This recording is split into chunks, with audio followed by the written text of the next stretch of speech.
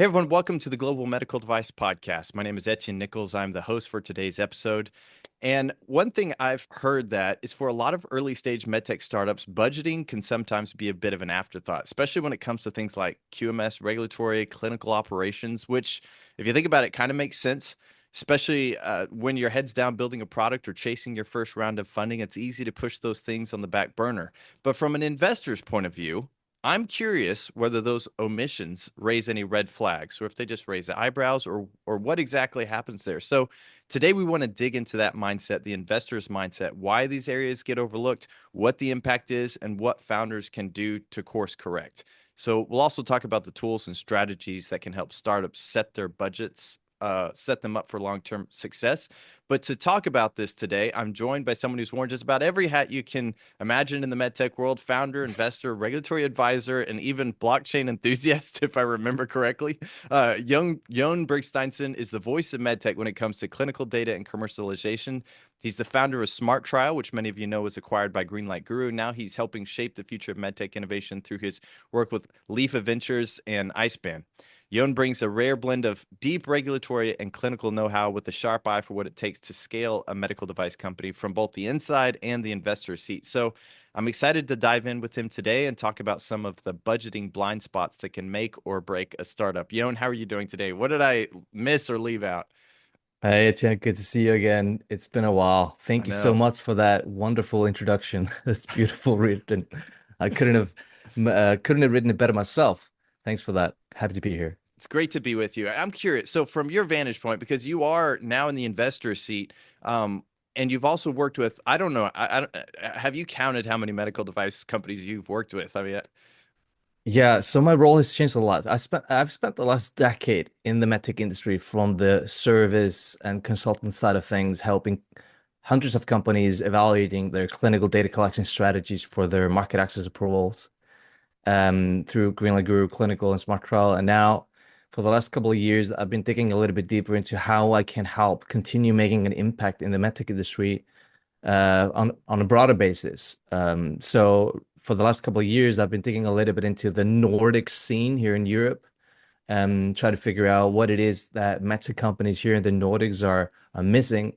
And I've simply found a gap. There's a gap in supporting a lot of those early stage medtech companies building out their initial validations of their products and ideas and getting a little bit getting further ahead into getting the products into market. so when you work with those and you see those, some of those gaps, I mean, we could talk about the different ones that you've seen, but is this budgeting, from your vantage point, how would you describe the budgeting mindset of most early stage startups? So that's a good question because when I was in the seat of supporting companies starting their clinical studies and getting started with their quality management setups and all that, I saw it from a vendor perspective being a huge missing piece of a larger puzzle.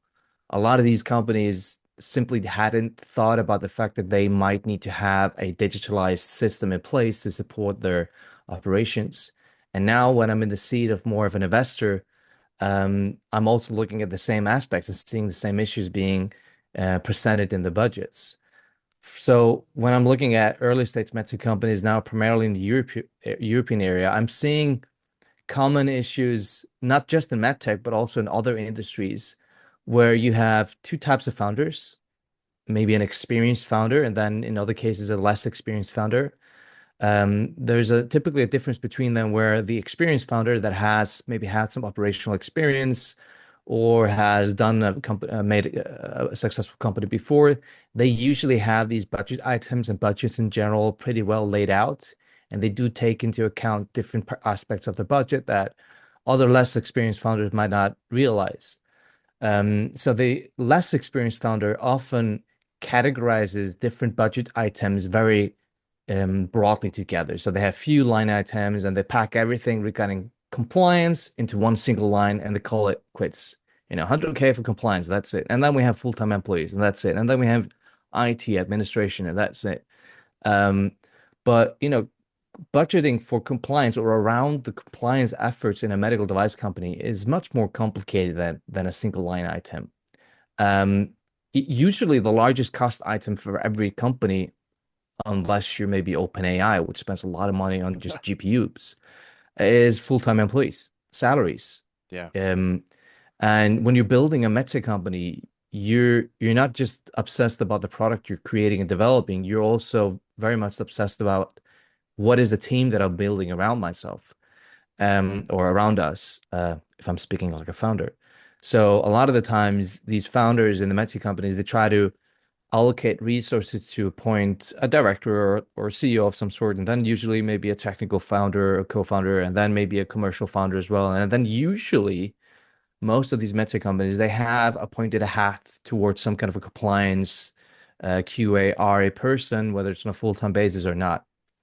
But they often tend to forget the cost included in the individual items that relate to supporting that function Yeah. or services related to supporting that function. That's a really good point because I'm just thinking, let's say if I go back to my background as a mechanical engineer and I come into a company and they say, okay, we want you to work on the prototype and get it ready for DFM, design for manufacturing, which means, you're going to have to start looking at how Yeah. it can come out of an injection mold or whatever. I'm going to expect to have some ANSYS, some FEA, finite element analysis. I'm going to expect some CAD software, computer aided design. Yeah. And we don't think, and most people recognize that. You need to give some 3D Yeah. modeling for a mechanical engineer, but what about this regulatory? Why do you think that is the case? Why are they just not familiar with the role, or what are your thoughts? Well, in your case, you mentioned engineering. If you were a startup, a good CEO or a good founder would usually ask that person before they're hiring them, if this is the task to be done for you, what is the kind of software supportive service that you would need to accomplish that task? Because hiring an engineer would not be enough. You need Right. different kind of software to draw up the science and all that. So you would probably want to include that in the conversation of your budgeting. But getting back to your point, I think a lot of it has to do with inexperience. And there's a clear difference between founders that have experience and those that don't. And those that have experience, they can estimate costs better, usually keep better track of the individual items that relate to compliance efforts and so forth. And the inexperienced founders, they have less oversight and tend to underestimate the costs of getting a product to market because they maybe think that they can appoint that one person to that job and that person just takes care of it. But they tend to maybe forget to ask the same questions that you maybe would do for a software developer or an engineer about the what are the potential services or softwares or whatever it is that you would need to accomplish the task. And maybe not even further than that, what are the maybe fees related to getting a product to market that relate to everything else? This is kind of making me put my two hats on right now. I'm thinking of the project manager side where you as a regulatory person, because if I shift the conversation from the founder and the startups, because that's not everybody in our audience, maybe a quality or a regulatory professional is listening to this and saying, well, okay, I'm not a founder. I don't have control of the budget.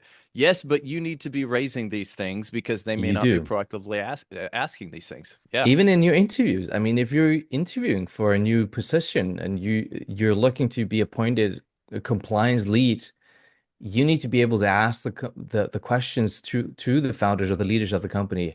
Have you budgeted for A, B, C? And mm, mention the services or fees that you know that might be relevant to discuss. That's what I would suggest to do at least. yeah. And I guess inexperienced founders as well, and maybe also sometimes more experienced medtech founders that have maybe gotten used to working with external consultants or outsourcing a lot of their RAQ efforts. They just expect that the outsourced part of a role takes care of everything that relates to compliance. Mm, But outsourcing doesn't mean that it's going to cover all the underlying costs of supporting the compliance efforts. It's right. usually the man hours you're paying for, and that's it. Yeah. Yeah. That's a good point. I One of the things that I just want to encourage people who are listening is to not be satisfied with the status quo. I've experienced it where I come into True. a company and these are the tools that I've been given, and I'm not necessarily satisfied, but maybe I'm going to keep my mouth shut because I don't want to incur an additional cost in the first months that I've been hired. But No. that's a pretty critical time window, though, too. Yeah, and I mean, leaders want that. Good leaders want people to raise their voices and tell them what it is that we're lacking and missing in terms of getting better at what we do. Yeah. I know that just from personal experience, people that speak up and tell us how we can do things better tend to be the best employees.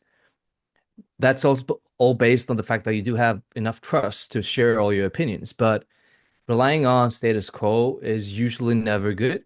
There's always ways to do things better. Yeah. And I'll just add one thing onto that because I really love your point. The ones who bring those things up and make those comments being some of the best employees. I think that's part of it is because of the ownership mindset. They probably wouldn't bring those things up if they didn't have some sort of feeling of ownership. And there's always edge cases, True. but Yeah, that's true. th th thoughts on the impact. What do you think about the impact if there is a budgeting oversight and this, if it's a startup or a mid market company? What's their ability to scale? How does that impact them in an investor's mind and their ability to raise funding? So, what is the cost of oversight? Well, it can be financial cost, but oversight in general is never a good thing, especially for going to market. Yeah, Unexpected oversight tends to lead to unexpected costs later on. And unexpected costs, direct costs, are never a good thing if you haven't budgeted for it. And this could put the company at financial risk related to fundraising, getting to market, cash flows, and etc.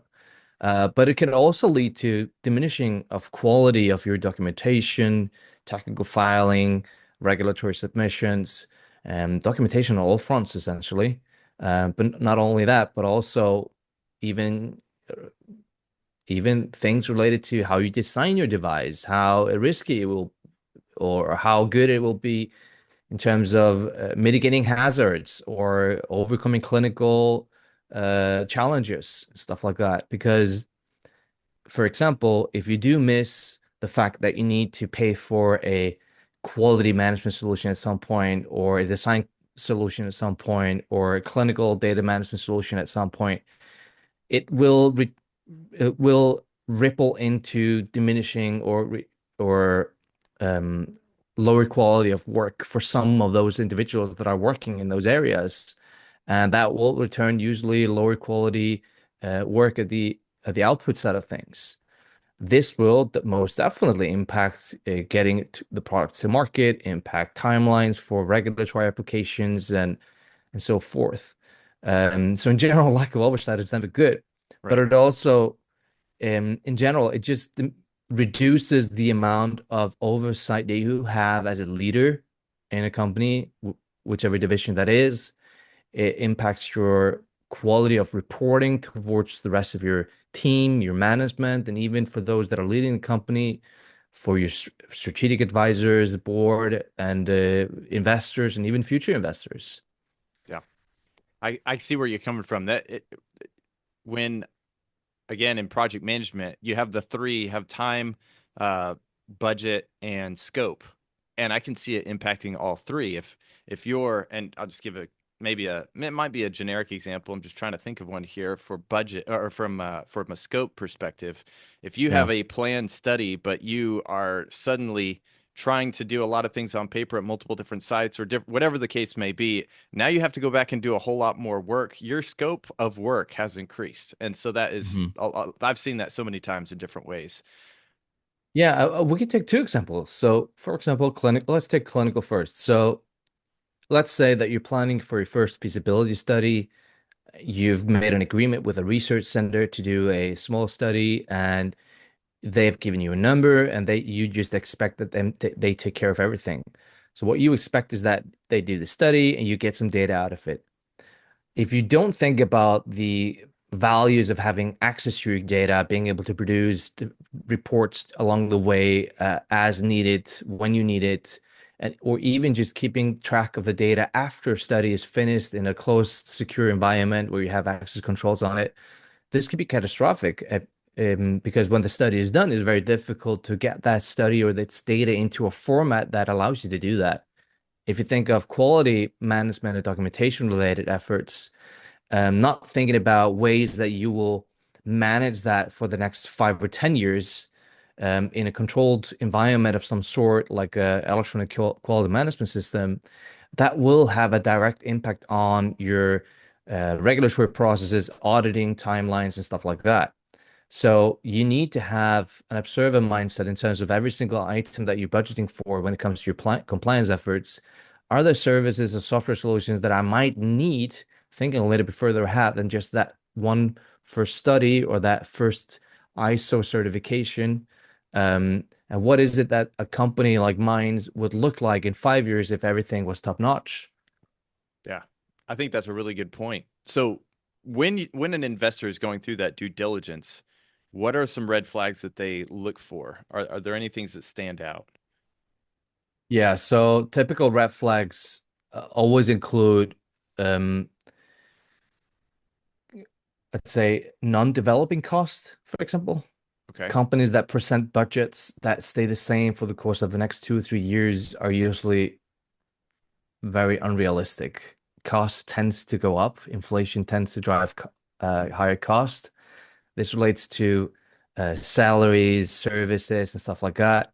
It's very difficult to just appoint $100,000 for a single line item and then just believing that it will stay the same for next 2 or 3 years. So that's where you usually see an experienced founder from an inexperienced founder being able to make sure that that is correlating with inflation and stuff like that. So that's usually a thing that you could train up, but it's a small red flag. Another red flag is usually the fact that they've concluded everything around their compliance effort. So a MedTech company might have presented you with their way of getting through a 510(k) at some point, with no delays, not expecting any possible delays, and the cost will just be fixed to a single line item called compliance, and it's finished Yeah. at the end of year two, and there's no more cost after that because we've got the product to market. Right. Um, that's not the case, really. Usually, you do have delays. Most of the time, it will take time to get the product to design freeze before you can prepare the regulatory submissions and so on. And costs will not diminish. It will usually keep going up at some point. Post-market Uh, surveillance, all those things. Yeah. Yeah. exactly, exactly. So what happens after you get a submission through? Because, like getting a submission through is just the starting point, you Right. know. Yeah. But there are other things like missing cost development for full-time employees, for example. Um, you can't expect people to have the same salaries throughout the lifetime of the company. You will appoint more people. You will have to raise salaries at some point and so forth. And also the transition from a outsourced or consultancy-based organization, what you might have outsourced some of your regulatory quality parts or even clinical operational parts of your company. You would usually want to see that at some point being mounted back into the organization. You want knowledge to stay within the organization. You don't necessarily want the knowledge to always be outsourced at every single time during the lifetime of the company. In some cases, where companies are developing a very specific product that they know will be a potential strategic exit to a larger meta company, it might make sense. But if you're developing a more complex medical device and you know that it will have to get up to a certain amount of revenue, you're going to have to be a leader within your space. It's a novel technology, maybe. You will want at some point that knowledge to be included in the organization by default and not being outsourced every single time. So that's some of the flags that you look into naturally. So I'm trying to think from a startup's perspective. When I think about all these different costs that could potentially be incurred, I'm going to expect my chief financial officer or whoever it may be to have some insight on some of these things. Obviously, they should be weighing in pretty heavily on this budgeting aspect, but maybe if they're not medtech specific or a medical device background, maybe they don't have some of the knowledge of some of these aspects that you're talking about from a regulatory perspective. Yeah, and oftentimes you don't even have a CFO. I Well, mean, yeah, there are very few metro companies that I've met that have a CFO from day one. You usually just have somebody to take care of the books, yeah. and that's it. So it's oftentimes the core founder or the CEO of the founder team that usually takes care of it. Many of times I've met founders that have advisors besides them that have gone through this process, and they usually benefit from that. So I always suggest that you do have a mentor in place. Mentor can be an investor as well, but it's very often good to have a mentor together with you working as a sparring partner, not as an investor, because that does have a bias effect on that relationship as well. Yeah. But a mentor that has maybe gone through that journey at some point, or maybe a recently exited founder, could be a very helpful tool to have in your network. Yeah. So okay, how do we get to the actual numbers then? What specific budgeting benchmarks or categories do you expect to see from an investor ready startup? Okay, so for anybody that has been an operator in any kind of company, um, you usually been confronted with this question at some point. So if you want to use a new tool, somebody's going to ask you, so what's it going to cost? Have you Yeah. gotten quotes? Have you gotten pricing? And that's usually what you need to do. You just need to open up your mind a little bit and think, okay, who can I ask about what services or cost items that might relate to compliance? Okay, if I got some idea of that, I have to get somebody, if not myself, to look into what they will cost. Simple searches, use your AI chatbots to do your deep research for you on those areas that you're interested in, get some ideas of potential costs and timelines of implementation to get an idea of whether it will impact your budget going forth. So scouting the market is usually the best way to do it. It could also be helpful if you're a part of a network of some sort or you're attending a conference to just ask other people, ask your competitors if they're willing to share that, or Yeah. ask your colleagues that are at the same stage as you are in the medtech industry. Open up your mind towards being creating relations with other founders and get them to share their costs with you, so you get some idea of how that could work or look like. I think that's a really good answer. You know, we oftentimes in the med tech industry, at least in my experiences, people want to keep things really close to the vest, which I don't think needs to be the case. A lot of these things, this is not IP we're talking about. You know, No, how much does it cost to do these different activities? And the other thing you mentioned, competitors. I don't know how many people think about that, but I am a big believer in frenemies. I do. Me too. I Yeah. mean, I've had multiple beers with competitors that have shared their opinions on different things that have benefited both sides of the puzzle. I mean, of the board. It's Yeah. frenemies are good.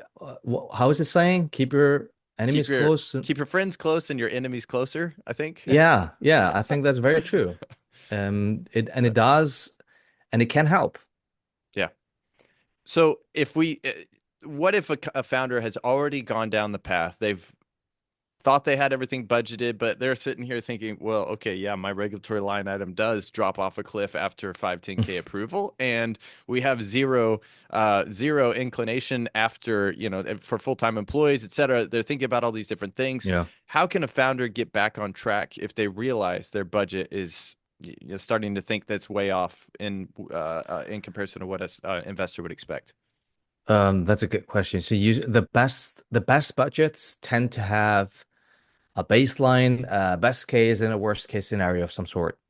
And it doesn't have to be for every single cost item in your books. It's usually just a good idea to have something like a best case, worst case baseline scenario for different costs that are usually the larger costs in the operations that you have. So the best companies, they tend to have that plan in place for all these different pathways that you could take in terms of cost. So if you do fall off a cliff, you have to think about it like a risk management project, I guess. Where can I seek assistance in terms of getting that item back in place, in terms of reducing costs in other places and so forth? But it's difficult when you're a startup because usually what you do is that you fundraise towards a baseline budget of some sort. Let's say you need 5 million to get through initial regulatory preparations and maybe start a first study of some sort, design freeze. And that budget is based on cost that relates that mirrors 5 million.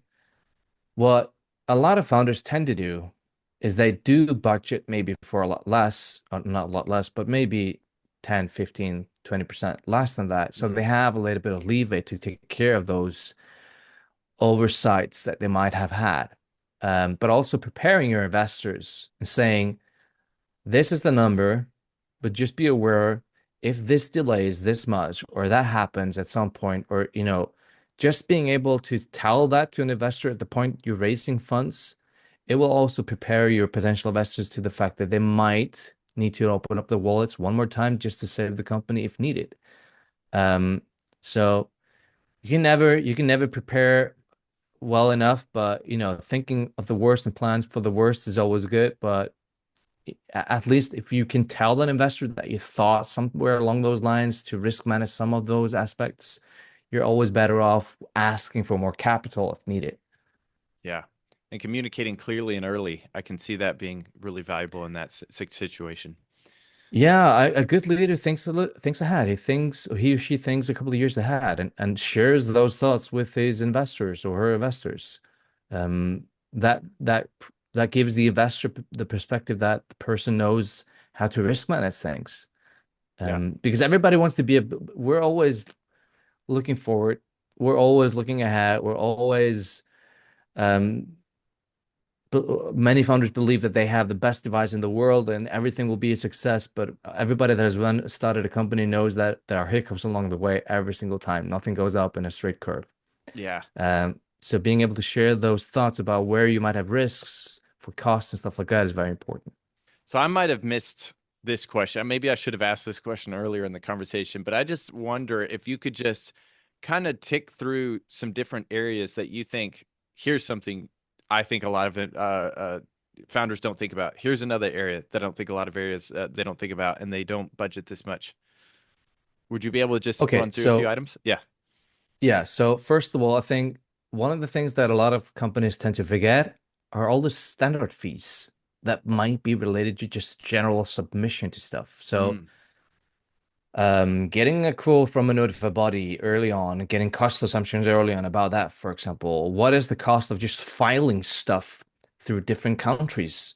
What is the cost of just getting a test done for electrical or biocompatibility or other kind of testings that device might need to do?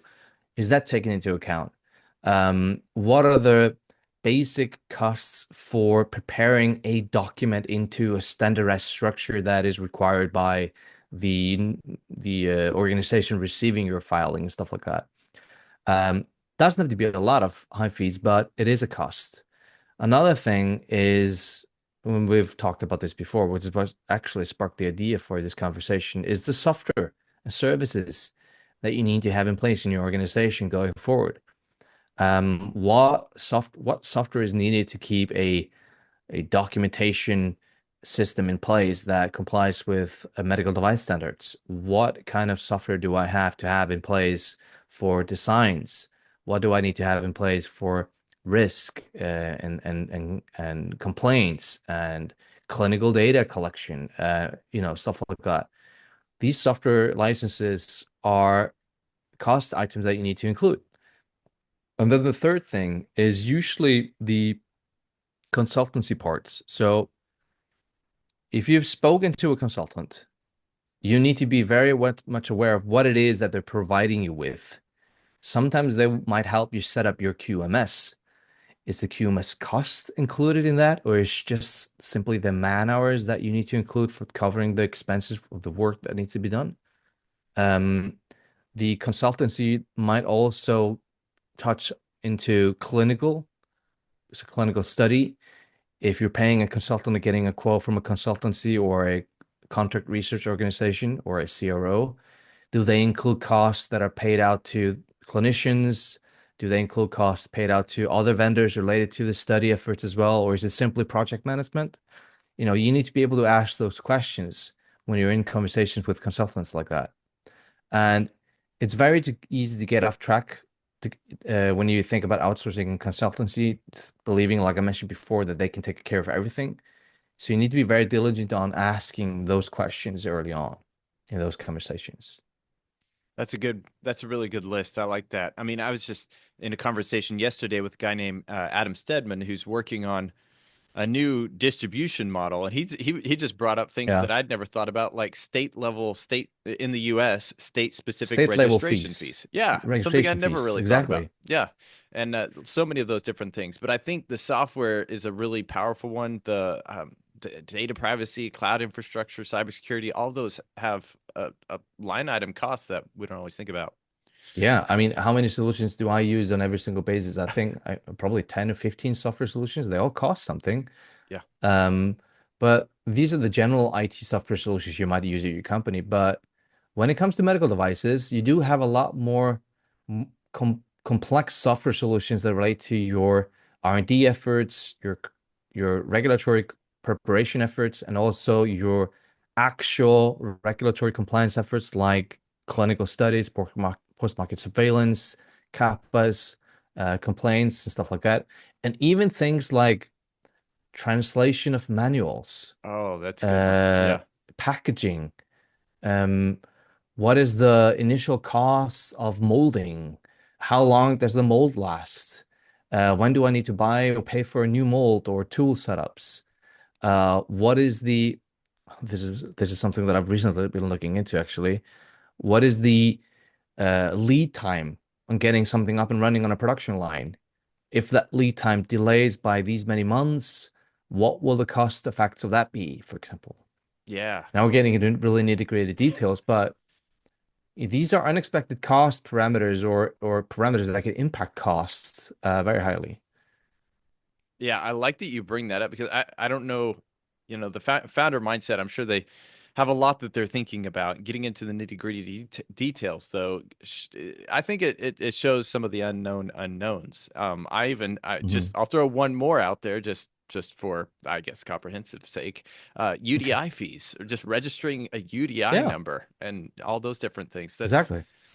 something nobody ever thinks about till the very end. So Exactly. And even in Europe, I don't know how it is with all the different states in the US, but even in Europe, different countries in Europe are very traditional. So, for example, I learned that in Germany, it's sometimes you need to actually show up at these governmental offices and listen to them read through a contract. That's 1 or 2 man hours, and then interesting. you need to sign something, and then you probably need to pay a fee. Uh, there are similar stuff like that happening in the medical device industry that relate to local requirements from the different regulatory offices that might differ very much between one country from another. Even though these might be low single cost item costs, they do multiply when you want to reach different markets.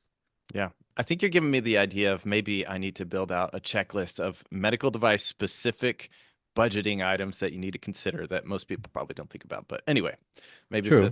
That maybe might be a that's very beneficial catalog to have. if I get it done in time, we'll put it in the show notes. But if not, reach out to Yon or I myself. mean, I Yeah. mean stuff like how much do we pay for an ISO standard, single ISO standard, a PDF? Yeah. And you Yeah. need to have a license for that ISO standard, not just for a single user, but multiple users. That's a couple of $1,000 at least. I'll throw out a tip on that. If you are purchasing ISO standards, go to Estonia. They're considerably cheaper than anywhere else. Just a thought but yeah. Yeah, I've Um, also seen some cheap ones in the Mexico ISO store. yeah, lots of different ways to reduce some of those costs, but regardless, you do need to pay for Yeah, those. So, that's true. any last thoughts or pieces of advice that you'd give these startups or those working in the startup world? Well, like I said before, one of the things that I do tend to tell everybody to utilize is a network. Getting active in a medical device or medtech startup network is much more valuable than you might think.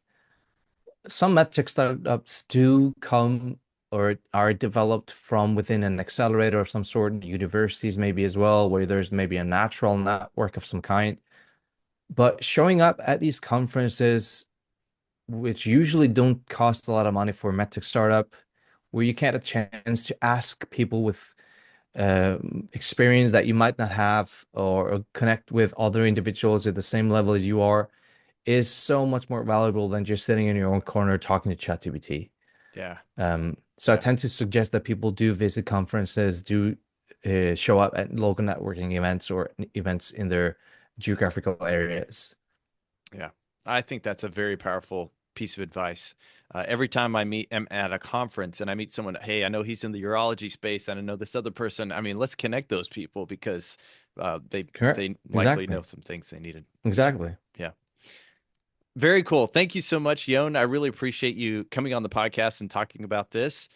This is I think it could be a valuable topic. And where can people find you if they want to learn more about what you're doing or to reach out?